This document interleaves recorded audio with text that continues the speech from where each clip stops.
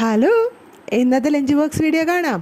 ഇന്നത്തെ ലഞ്ചിനകത്ത് ഉണ്ടായിരുന്നത് ബീട്രൂട്ട് തോരനും ചാമ്പയ്ക്ക അച്ചാറും മുട്ട പൊരിച്ചതും മോര് കറി.